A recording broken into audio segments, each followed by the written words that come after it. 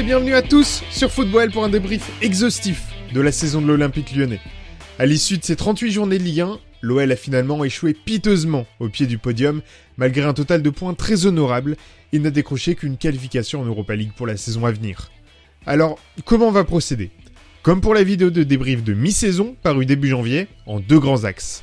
Un premier assez générique, dans lequel on relèvera les grandes lignes, expliquant l'échec de l'OL dans sa course au podium.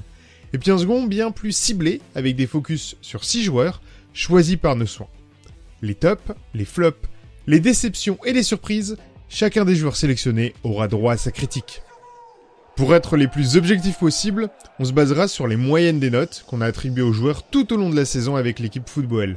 On a ensuite pondéré ces notes avec des coefficients selon leur apparition dans nos sections top-flop après chaque match.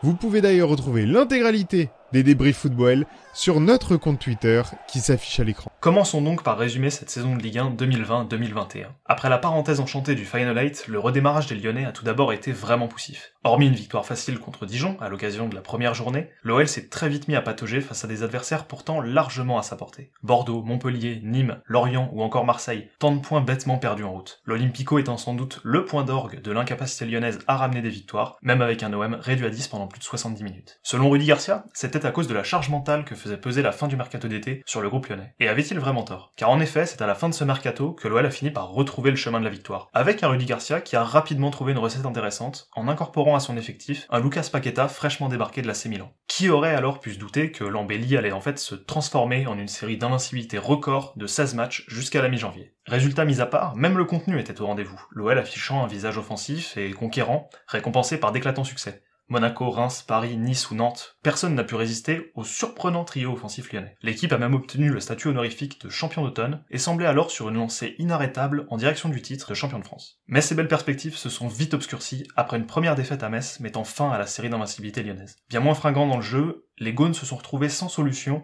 et ont commencé à trop se reposer sur des exploits individuels, mettant peu à peu de côté les valeurs collectives. Malgré tout, l'OL a continué de prendre des points, avec des victoires souvent obtenues à l'arraché, mais cette faiblesse du groupe aura coûté de précieux points sur la seconde partie de saison. En conséquence, le titre, qui semblait pourtant envisageable à la trêve, s'est rapidement éloigné. L'obtention d'une qualification pour la prochaine Ligue des Champions revenant vite au centre des débats. Le sprint final a alors ressemblé à une mission commando au cours de laquelle l'OL s'est continuellement retrouvé le dos au mur.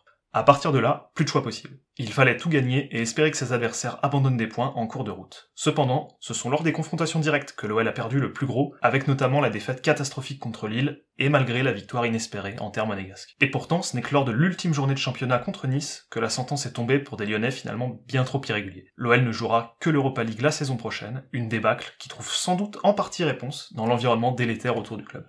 Et justement, tiens, parlons-en de cet environnement délétère. Car oui, il y a plusieurs points à relever sur l'atmosphère qu'il y a eu autour de l'Olympique Lyonnais cette saison. Avenir de Garcia incertain, prolongation ou départ. Et quid de sa relation avec Juninho durant toute l'année. On a d'ailleurs eu ces derniers jours une sacrée passe d'armes entre le directeur sportif et le désormais ex-coach de l'OL, qui a lui-même annoncé son départ du club au soir de la 38e journée de championnat. Et comment ne pas aussi évoquer la relation entre le club, les dirigeants, le staff et les supporters ? Les divergences internes, depuis la nomination de Garcia en 2019, n'étaient en effet plus qu'un secret de polichinelle. Elles étaient même assez importantes. Et cela pour le simple fait que les supporters n'ont juste plus envie d'accepter que l'OL ne soit pas là où il devrait être. C'est-à-dire toujours sur le podium et toujours à la lutte pour les titres sur la scène nationale. Plus en détail sur la gestion du groupe maintenant, il y a aussi pas mal de points qui ont réellement posé question cette année. Que penser des imposants temps de jeu, des irréguliers Mendes,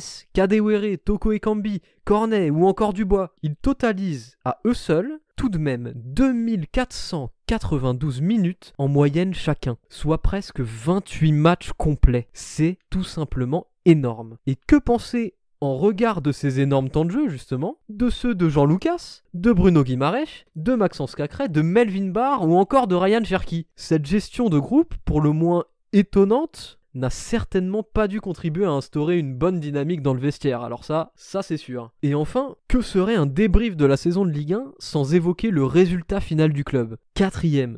Oui, 4e, vraiment. C'est le classement de l'Olympique Lyonnais cette année. Mais est-ce pour autant acceptable de manquer le podium et donc de manquer une nouvelle fois la qualification pour la Ligue des Champions ? Eh bien pas vraiment. Même pas du tout en fait. Et encore moins quand on connaît les conditions de cet échec. Effectif de grande qualité, calendrier allégé par rapport à ses concurrents du fait de l'absence de Coupe d'Europe, titre honorifique de champion d'automne à la mi-saison. Ça fait quand même beaucoup de raisons pour justifier notre déception aujourd'hui. Ajoutez à cela des conséquences qui en plus sont vraiment impactante sur l'avenir du club. Inutile en effet de préciser qu'en termes d'attractivité, ou même financièrement, cette absence de la plus belle des compétitions européennes, clin d'œil à la Super League d'ailleurs, est vraiment dramatique pour l'OL. Et surtout, c'est aussi se rajouter une énorme épine dans le pied au moment d'aborder le grand tournant de l'été 2021, tournant censé enfin initier un nouveau cycle vertueux sur le plan sportif pour le club. Mais surtout, tournant qui au final, risque de pas du tout se passer comme prévu, et ce juste à cause de tout ce qu'on vient de vous expliquer. D'ailleurs, ça nous donnerait presque des idées de sujets de dissertation. Par exemple, pendant combien d'années encore, l'OL va-t-il se tirer des balles dans le pied tout seul ? Vous avez 4 heures.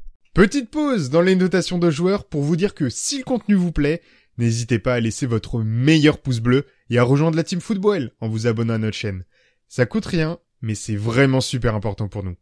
Bon, maintenant, je pense qu'il est temps de s'appesantir plus précisément sur les notes finales que nous avons attribuées à chaque joueur, ainsi que le classement de l'ensemble de l'effectif lyonnais en fonction de ces notes. Et bien sûr, on va commencer par vous expliquer notre méthode de calcul, car on ne s'est pas arrêté à de simples moyennes générales individuelles sur la saison. En effet, pour tenter d'être encore plus juste dans notre classement final, on a choisi de pondérer les moyennes générales brutes de chaque joueur en prenant en compte leurs apparitions dans la rubrique top flop de nos débriefs d'après-match. On a ainsi décidé de soustraire le nombre de flops au nombre de tops pour chacun des joueurs de l'effectif, afin de créer un coefficient multiplicateur selon l'échelle que vous pouvez voir à l'écran. Ce coefficient, multiplié à la moyenne générale brute, peut alors agir comme un bonus pour les joueurs les plus impactants, ou bien comme malus pour les plus mauvais de la saison. Et sans plus attendre, voici le classement final football des performances de l'effectif lyonnais sur la saison, avec un Lucas Paqueta qui termine premier de la classe, et un Maxwell Cornet qui remporte le Bonnet d'Anne Football édition 2021. À partir de ce classement final, on a extrait 6 joueurs dont on va maintenant disséquer les performances plus en détail.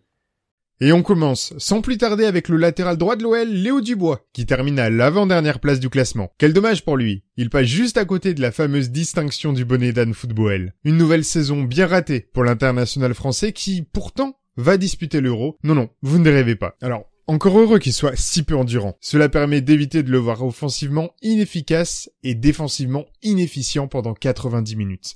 Non, blague à part, il a quand même inscrit 2 buts super importants puisqu'ils ont rapporté 4 points à l'OL dans les fins de match à suspense. Comme vous pouvez le voir à l'écran, sa moyenne joueur est déjà parmi les plus basses de l'effectif. Et il a tellement fini parmi nos flops, 14 voix pour info, qu'il a récolté un malus de 10% sur sa note coefficientée. Donc ne vous étonnez pas de constater que celle-ci n'est pas égale à la moyenne joueur visible sur les graphiques. Ce sera aussi le cas pour les 5 autres joueurs qui vont suivre, dont on va vous parler. Au final, c'est avec une note de 4,4 sur 10 qu'il termine la saison. Pas étonnant lorsqu'on voit qu'il perd en moyenne 16 ballons par match, sans parler de son besoin continuel d'être aidé défensivement par les replis de Paqueta ou de Kadewere. Passons maintenant au rock brésilien de la ligne défensive Marcelo. Il a enfin repris un rôle de taulier dans la défense centrale lyonnaise après sa saison 2019-2020 délicate.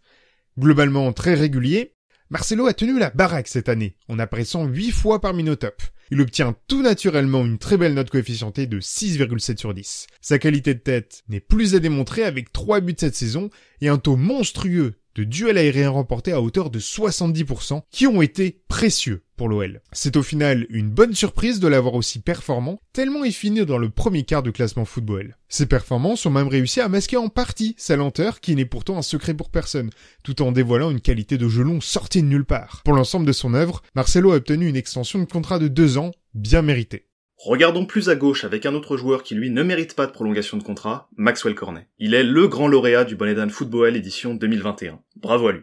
Il s'impose vaillamment devant la concurrence acharnée de Léo Dubois. Il faut dire que dans le cadre d'un bricolage tactique, il s'est retrouvé à passer toute la saison sur le flanc gauche de la défense lyonnaise, ce qui lui a forcément compliqué la tâche, déjà qu'aligné à sa vraie position, en pointe, c'est pas fameux. C'est donc une note coefficientée de 3,7 sur 10 pour l'international ivoirien, mais qui serait étonné, avec une stat de 16% de centres réussis et une moyenne de 13 ballons perdus par match. Vous pouvez ajouter un placement qui a régulièrement contribué à déstabiliser la ligne défensive de l'OL. Comble pour un attaquant, son apport offensif n'a pas non plus été si prononcé, puisqu'en 39 apparitions, il ne cumule que 5 passes décisives et 2 buts qui ont en plus été inscrits quand il a joué plus haut sur le terrain. Au final, Corner est sur une performance bien trop insuffisante et à un tel niveau d'exigence, l'OL ne peut se contenter d'une bonne mentalité, on en attend bien plus. Changeons de ligne et passons maintenant au milieu de terrain avec la révélation lyonnaise de la saison, Maxence Cacré. Il avait démarré la saison dans la peau d'un titulaire après un Final 8 de haut vol, Mais pourtant, l'arrivée de Paqueta et le départ avorté d'Aouar ont eu raison de son temps de jeu. Ou alors était-ce à cause d'un Rudy Garcia qui n'a pas suffisamment ouvert les yeux. Quoi qu'il en soit, l'espoir français a fini par s'imposer durablement dans le 11 à force de bonnes prestations. Avec une note de 6,6 sur 10, il se hisse parmi les bons éléments lyonnais sur la saison grâce à un bon rendement, voire même très bon.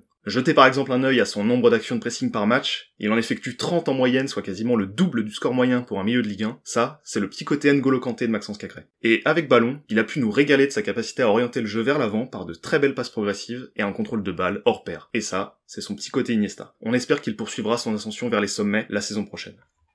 Et maintenant, on va monter d'un cran sur le terrain pour aborder le meilleur élève de l'OL de la saison de Ligue 1 2020-2021, Lucas Paqueta. Qui l'aurait cru? Passer de flop de l'AC Milan, où il a joué pendant 1 an et demi, à meilleur joueur de la saison du côté de Lyon, il a vraiment bluffé son monde. Quant à son influence statistique, il est allé crescendo tout au long de la saison. Peu en vue sur ce point en 2020, il a littéralement explosé les compteurs en 2021. Il a même fini par devenir le 3e joueur le plus impliqué dans la production offensive de l'OL, avec 9 buts et 5 passes décisives. Et de l'autre côté du terrain, défensivement, vous l'aurez tous remarqué, il court pour 4. Combien de fois l'a-t-on vu faire l'essuie-glace entre l'attaque et la défense pour apporter son aide à ses partenaires? Malheureusement, son impétuosité et sa hargne ont parfois pu lui jouer quelques tours avec des pertes de lucidité qui ont pu avoir de lourdes conséquences pour l'équipe. Mais franchement, peut-on vraiment pinailler devant un tel investissement collectif? Il termine donc sans conteste, premier de la classe, avec une excellente note coefficientée de 7,7 sur 10, signe qu'il a souvent occupé la section top de nos débriefs. Au total, il cumule 14 apparitions sur 32 matchs possibles, soit 44% de présence dans cette section fatidique. C'est tout simplement énorme. Il faudra continuer sur ce rythme exceptionnel la saison prochaine et encore régaler au Groupama Stadium. Et comment ne pas conclure cette revue d'effectifs par le capitaine lyonnais Memphis? Malgré tout ce que certains ont pu dire sur ses performances ou encore sa personnalité, il a signé pour sa saison d'adieu un exercice 2020-2021 taille patron. Rendez-vous compte, il est apparu 16 fois parmi nos tops, soit un taux de présence exceptionnel de 41 plus 1% sur les 38 matchs possibles. Mais quel homme! Si jamais il fallait encore convaincre des supporters de son importance capitale, sachez que Memphis a été directement impliqué sur un total de 40% des buts de l'équipe, lui valant une note de 7,1 sur 10 qui parle d'elle-même. Il manquera sans aucun doute à l'animation offensive lyonnaise l'année prochaine, tant ses buts sortis de nulle part ont parfois tiré l'OL de bien mauvaises situations. Rappelez-vous du match de Monaco. Alors tout simplement, merci Memphis. Avec le départ du leader offensif hollandais et les mouvements à la tête de l'équipe, faudra clairement se réinventer la saison prochaine. Finalement, l'OL a terminé la saison à une décevante 4e place, ne lui permettant pas d'accéder à la Ligue des Champions qui était pourtant l'objectif revendiqué par Jean-Michel Aulas. Il faudra donc se contenter de l'Europa League la saison prochaine. Malgré tout ça, la saison qui vient doit être considérée comme une année de transition afin de lancer un nouveau cycle vertueux pour le club. Sur le plan sportif, en particulier, il faudra rebâtir des fondations solides qui permettront à Lyon de challenger les premières places en Ligue 1 et de remporter à nouveau des titres. D'ici là, n'hésitez pas à vous abonner pour suivre toute l'actu avec nous. Mercato dans le sens des départs, comme dans le sens des arrivées et dossier du nouveau coach. Tant de sujets qui seront évidemment couverts par Football tout au long de l'été. Alors restez connectés. Merci de nous avoir suivis et à très bientôt.